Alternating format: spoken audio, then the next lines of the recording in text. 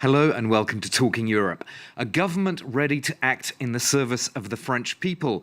That's how the French Prime Minister, Michel Barnier, has described his new cabinet. This follows nearly 3 months of political deadlock when parliamentary elections left France with a hung parliament. A left-wing alliance won the most seats in the National Assembly, but its proposed candidate for Prime Minister was rejected, and the left is accusing French President Emmanuel Macron of a power grab, something that some other political voices have echoed as well. Well, it's also been a busy few days in Strasbourg and in Brussels, with the lineup of the new European Commission being announced, although those picks still have to be approved by the European Parliament. To take a broad look at the European agenda, I'm very pleased to welcome Arancha Gonzalez Laya, the Dean of the Paris School of International Affairs at the elite French university Sciences Po here in Paris, and she's also a former foreign minister of Spain. Welcome back to you. Pleasure. So a quick question first on this new French cabinet. A lot of people have been saying the centrist bloc, which got around 27% of the vote in that election, is actually staying in power through this new government. Is that a problem of democratic legitimacy? I mean, I think a big part of the legitimacy will depend on the efficiency, on what this government does. What policies it can implement, and whether or not it can tackle its first priority, which is today managing its finances. I think a big part of legitimacy will depend on efficiency. So this 5.6% public debt, which is projected for France, we've spoken to economists who've said that tax increases might be needed. That would obviously hit the pockets of people who are suffering already. What do you think is the right way forward on this?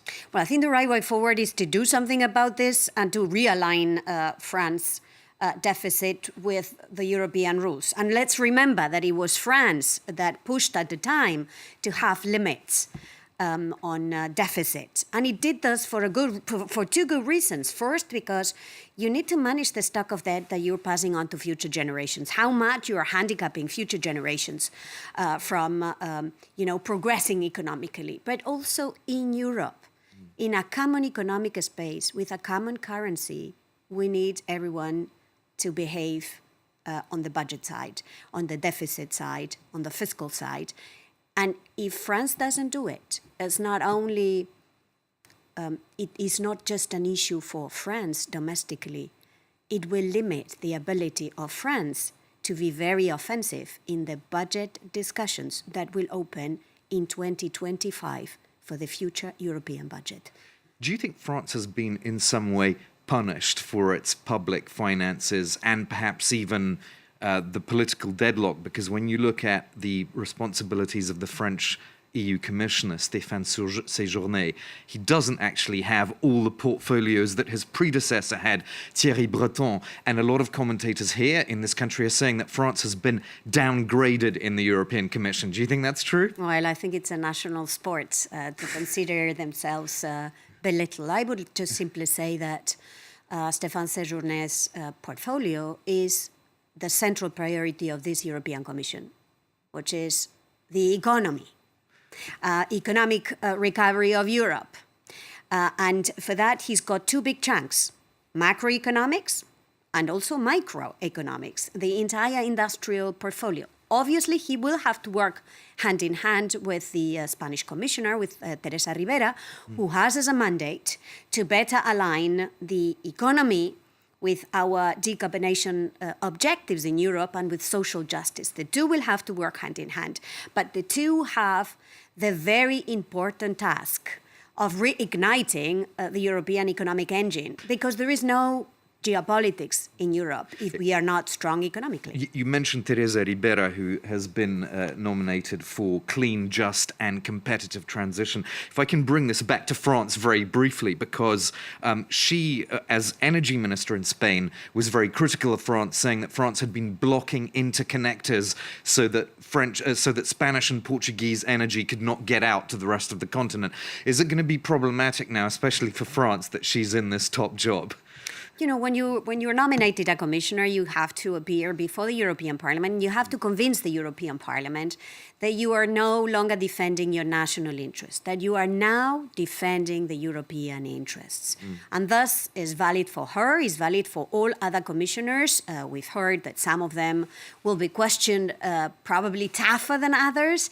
And the answer is in the assurances that this appointed commissioners will give to the European Parliament, that they have understood they've now changed their T-shirt. And the T-shirt they now have is one with a big European flag, and the interests and the values they will defend are the European interests and values. But within that European flag, do you think the social agenda has kind of been pushed back in a way in this European Commission, because there's no specific commissioner for the Green Deal, there's no specific one for equality, and on social rights and jobs, I just want to quote you something that Nicola Schmidt, the outgoing commissioner, tweeted.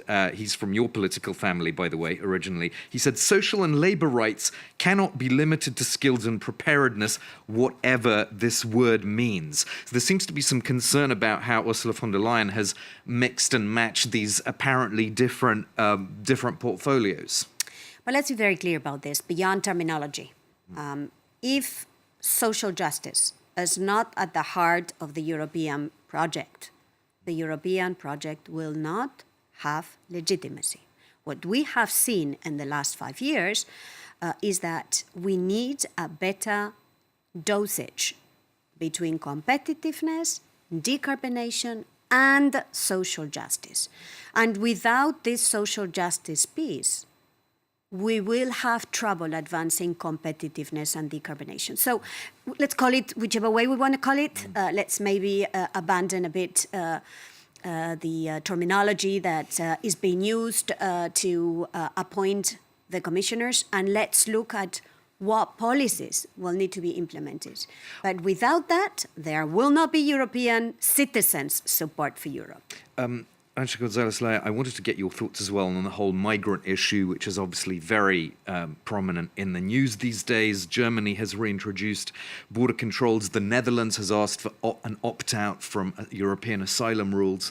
Are we seeing an unraveling of this migration and asylum pact, which was approved after so many painstaking negotiations? I think what we are seeing is a big divorce between facts and perception.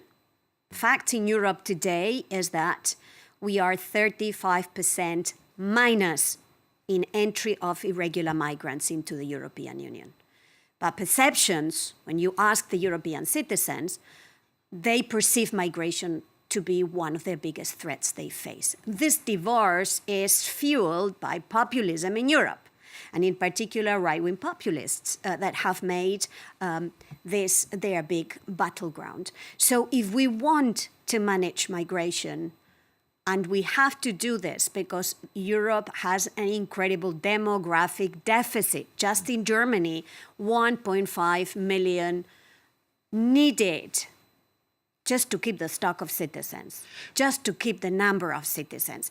If we are to respond to this, then we've got to reconcile facts with perception. Right, but if it's just a problem of perception, how come the EU is allocating this 14 million euros to help the Canary Islands now with migrant arrivals? No, again, I'm not saying there is no problem. We have to tackle the problem of irregular migrants. We also have to be very clear that whomever is rejected asylum has to leave the European space. But we also have to make sure that migration will be one of the key factors of our competitiveness. And if we do not integrate this also in our discussions, we are going to have big legitimacy trouble again in Europe. So yes, let's be firm on irregular migration. Yes, let's give ourselves the means to control better our borders. Let's make sure that when someone should not be regularly in the European territory, leaves the European territory. But let's make sure we also talk about migration for what it is, an enormous necessity in Europe. I mentioned that you were Foreign Minister of Spain, and of course you know all the Middle East files very well. What voice do you think Europe should have in this potentially new phase of the conflict between Israel and Hezbollah in Lebanon? Well, for Europe to have a weight in the Middle East, it has to be united. And that's the prerequisite. And for as long as Europe is not united, it will not have an impact in the Middle East or elsewhere, for that matter. And we need a united European voice in the Middle East, because the risks for Europe, not just the risks for the countries involved in the conflict and the neighbors, but also the risks for Europe are simply too high. Do you think that, though, that European credibility has been sort of undermined because of so many months of, let's say, differences or divisions on countries that support Israel more and those that lean towards recognizing a state of Palestine? No, I think the Europeans are united in the necessity to solve the conflict, in the necessity for a two-state solution, in the necessity for a ceasefire now. But they say thus with different undertones and with different, sometimes, messaging. And this undermines the ability of the EU to have a say. And we need to have a say. We need to support others that are having exactly the same objective, like the US, who is working to have a ceasefire in the region, or the countries in the region, the neighbors who see the escalation as particularly dangerous. So hopefully the new High Representative can maybe try to put a more united European voice. We'll have to see, of course. Yes, she, like others, has to be confirmed by the European Parliament. We'll leave it there and say goodbye for now to Arancha Gonzalez Laya, Dean of the Paris School of International Affairs here at Sciences Po. Thank you so much for being my guest. And in part two of this program, we'll be taking stock of the Hungarian presidency of the European Union. So do stay with us.